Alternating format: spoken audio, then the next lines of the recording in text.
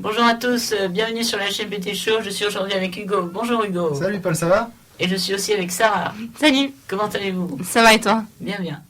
Donc on est ensemble là, dans un super studio aujourd'hui et on va interviewer Sarah qui est une star internationale. Donc est-ce que tu peux te présenter à nos auditeurs? Oui, alors bonjour, je m'appelle Sarah. Je suis, comme Hugo a dit, une star internationale. Une star de quoi? C'est une bonne question. Je suis une star de danse hip-hop. De danse hip-hop? Oui, voilà. D'accord, En effet. championne du monde C'est ça, toute junior catégorie. en titre. C'est ça. Donc voilà, on va te parler de ça. Donc qu'est-ce que ça t'a fait quand tu as gagné?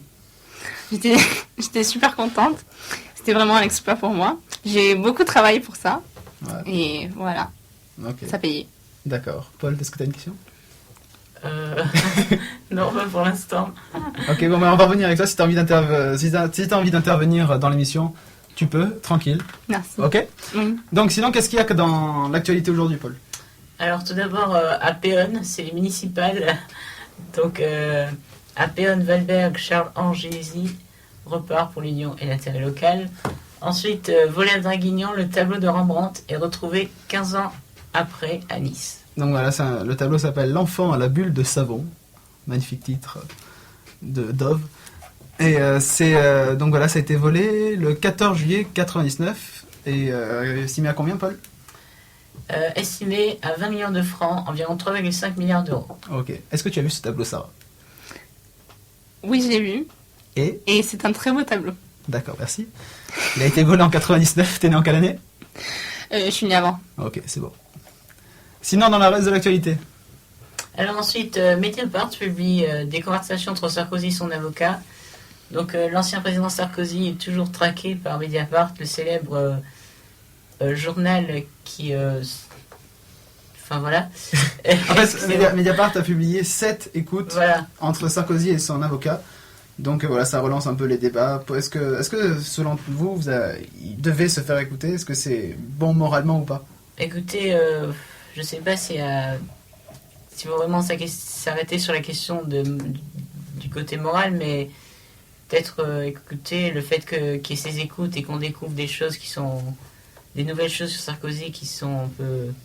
pas choquantes, mais on voit un peu que Sarkozy a fait des magouilles. C'est un peu... Ah, mais écouter à son insu, est-ce que c'est bon? C'est comme si toi, si tu t'appelais, il y a tout le monde qui pouvait savoir ce que je te disais.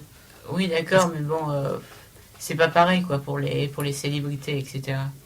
Ok. Est-ce que tu as une idée, ça? Un avis sur ça?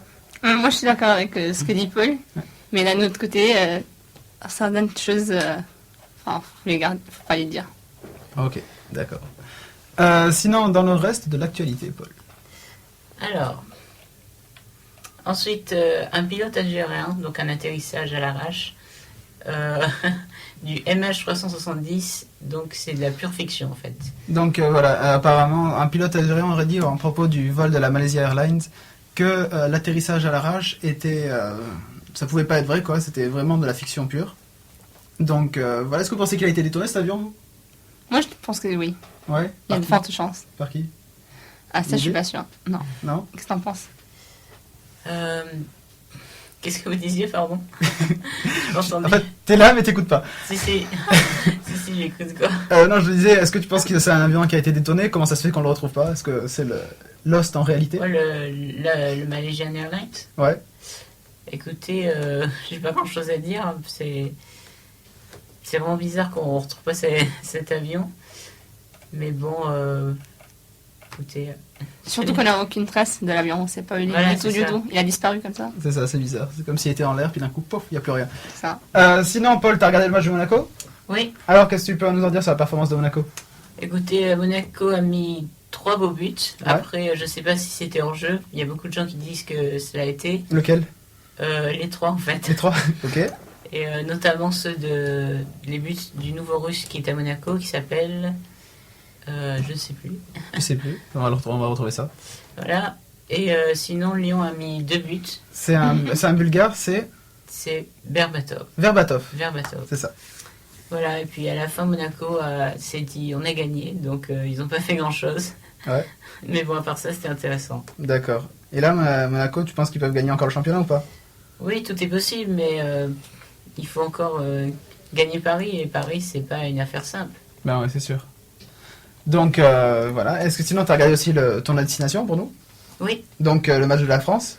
oui, Qu'est-ce alors, que tu as pensé de la performance? Est-ce que c'est meilleur que contre l'Écosse la dernière fois? écoutez, c'est un très beau match parce que la France a su vraiment mettre le suspense jusqu'à la fin, même si l'Irlande a gagné. Mais dommage qu'on ait raté le dernier essai, quoi. On était à 2 points de l'Irlande. Ben oui. Est-ce que tu es d'accord avec moi qu'ils auraient dû tenter le drop à la fin? Parce qu'ils étaient en fait juste avant la fin du match, puis il leur manquait 2 points pour revenir à égalité et 3 points pour gagner. Et un drop, c'est 3 points, si vous ne savez pas pour le rugby. Et ils étaient en face des poteaux, ils auraient pu tenter le drop, c'est-à-dire lancer le ballon entre les perches, et ils l'ont pas tenté. Est-ce que tu crois que c'est une erreur technique ou tactique? Oui, écoutez, ben, vous savez, pendant un match, je pense qu'on n'arrive pas, on réfléchit pas trop en se disant, tiens, il faudrait que je fasse un drop, ce sera mieux, mais des fois, c'est genre, par exemple, il y a un joueur qui passe devant, il faut réfléchir en fonction de, par exemple, un plaquage qui pourrait survenir. Donc c'est un peu compliqué De tout gérer en Voilà. même temps. C'est ça. Ok. Et donc voilà, c'est l'Irlande qui a gagné le tournoi de destination. Est-ce que tu as regardé toi le match, Sarah, soit de Monaco, soit de la France? Je regardais celui de la France, mais Ouais. celui de Monaco, j'ai pas eu l'occasion. Qu'est-ce que tu as pensé de l'équipe de France? Je crois qu'ils ont super bien joué quand même. Ouais. Et Ok, C'est ben, ce que merci. J'aime tes analyses très poussées, très cadrées comme ça. Et sinon, en sport, cette semaine, il y a eu aussi la F1. Oui. Ok. Et donc, il s'est passé la F1 très rapidement, on n'a plus beaucoup de temps. Oui. Donc, qu'est-ce que tu en as pensé même pas en 2 phrases? Écoutez, c'était très bien et surtout, j'aime beaucoup cette idée des nouveaux moteurs hybrides parce que ça avait presque pas de bruit, même si on entend les crissements de pneus qui font comme les voitures normales. Mais c'est vraiment super d'avoir installé ça parce que ça dépense moins d'énergie et ça peut attirer encore plus de fans. Ok. C'est tout le temps qu'on a. Donc, merci Sarah d'être venue. Ah, mais de rien. Championne du monde junior de hip-hop. c'est ça. Et Paul, merci. Puis on se retrouve très bientôt pour une nouvelle émission. Un mot avant de se quitter? Bon appétit. Bon- Bon appétit. Voilà. Bon appétit. Bye tout le monde. Ciao.